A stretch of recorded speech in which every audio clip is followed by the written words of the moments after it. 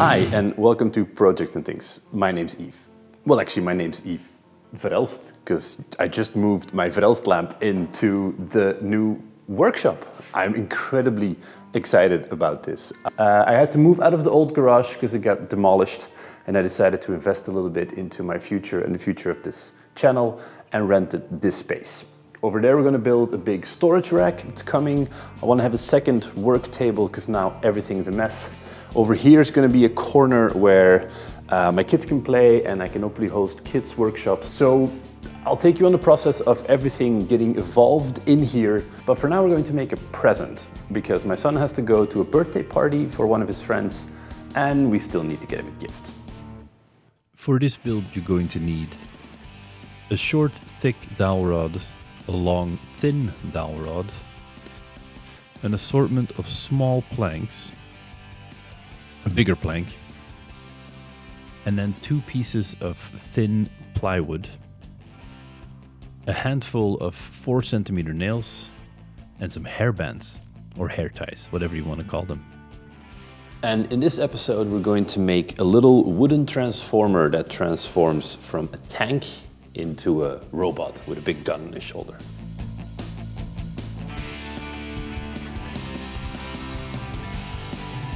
I took the big plank and marked out the main parts of the body. My robot's gonna get 2 feet, a big trunk, and then some smaller parts that are his shoulder pieces.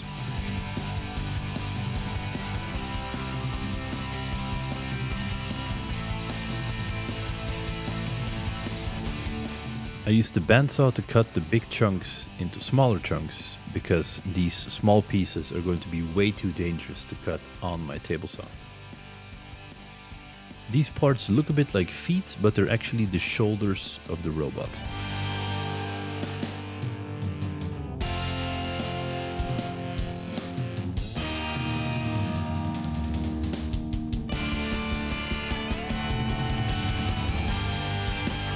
Each part that has to hinge on another part is going to get a small slot cut out of it that's later going to be filled with one of the hair ties you saw earlier and a nail to backstop the hair tie so it doesn't fall out.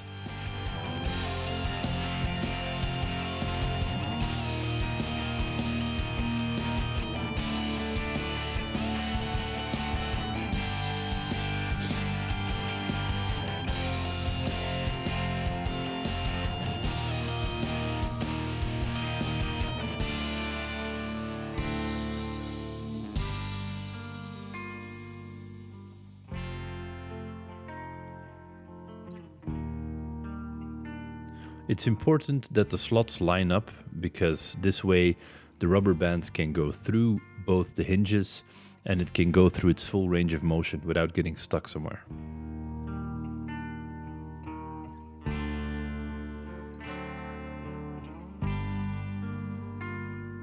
I kept on dry assembling my pieces and making marks to see where I would cut each little slot out.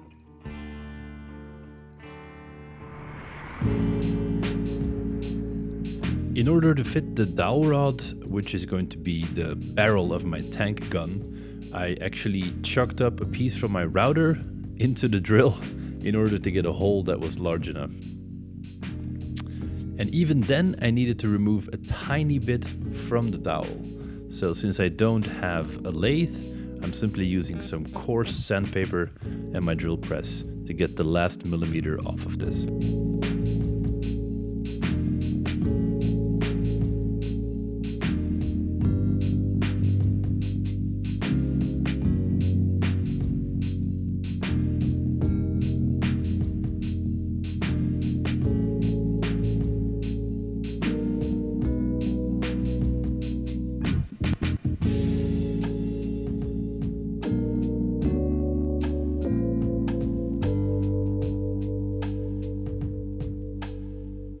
All the parts that shouldn't move got a layer of wood glue before they were squeezed together. And all the parts that do have to move get the rubber hair ties.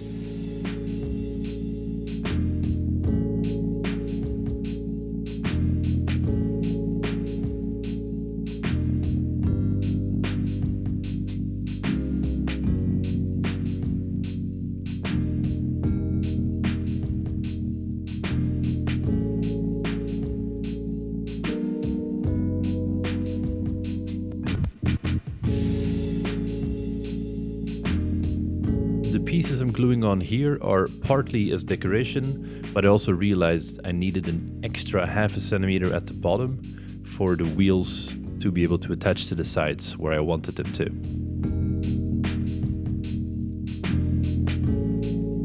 And making very small cuts with my bandsaw, I was able to make something that looked like tank treads.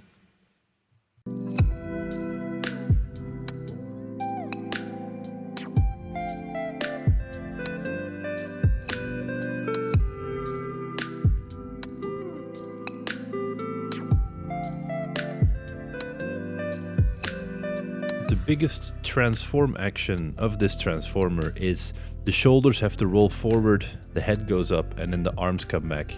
And in order to do that, I wanted to have one rigid thing go all the way through. So here I found an old tent peg that I cut down to size. And this will go through the entire piece and hold all the, let's say, all the vital parts together.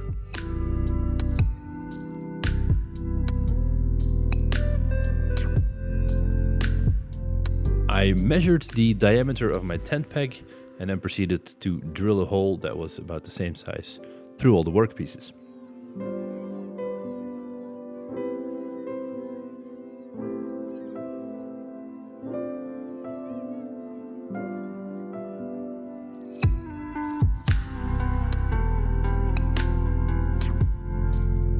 And since this is going to get handled by kids, I made sure to sand every sharp edge before assembling it.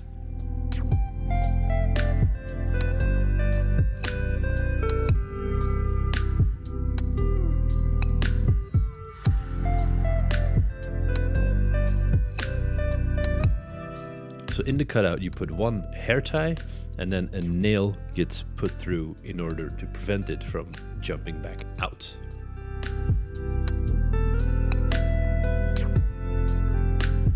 The same thing goes for the legs. Here I actually ended up doubling up the hair tie to get a stronger flex or a stronger connection. And this is how the mechanism works. The rubber band keeps the two joints together.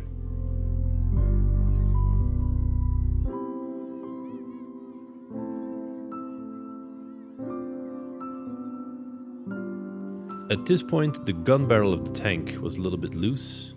So I ended up attaching another teeny tiny dowel for it to have something to grip into when it's in its tank mode.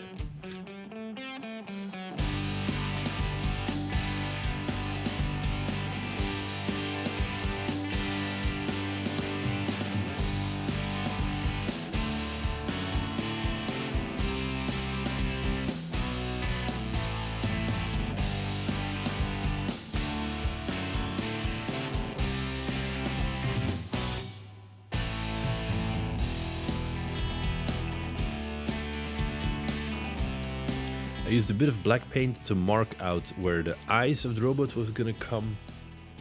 And then all I had to do was hammer the other side of the metal tent pin in order for all the pieces to fit together.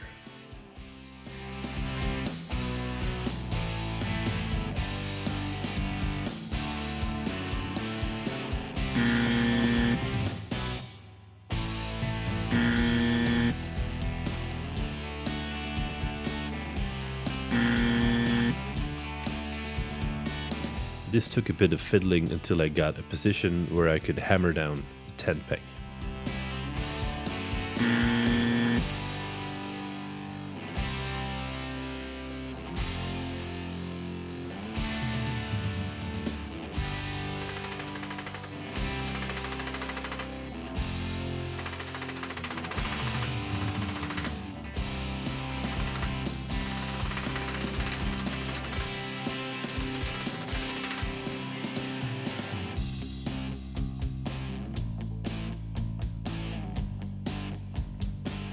When the paint was dry, I sanded off the excess, leaving only the black stripe for his eyes. And voila, now it's done. It was a little rushed, but the party is like in a few hours, so I didn't have the chance to fully make it like as cool as I would like it to be, but you know, that's life. Sometimes you gotta go through the process. So this thing was just an exercise in creativity. I saw one picture online that looked a little bit like this, and I was like, let's try it. Let's see if I can do this. And that's what I encourage every one of you to actually do, is go out into your workshop or garage or wherever you can make stuff and just try things. Like, it's not the best. I mean, the gun is a little loose. I don't know. Probably could have been better if I had some more time or put some more effort into it. But anyway, it's a tank. It's a tank that becomes a dude. So we're gonna go to the kids' party and have him play with it. Thank you very much for watching. If you like these things I do, then please consider subscribing. There should be a button to do so below, and also here and here are videos all about making stuff. So thank you, till next time, bye.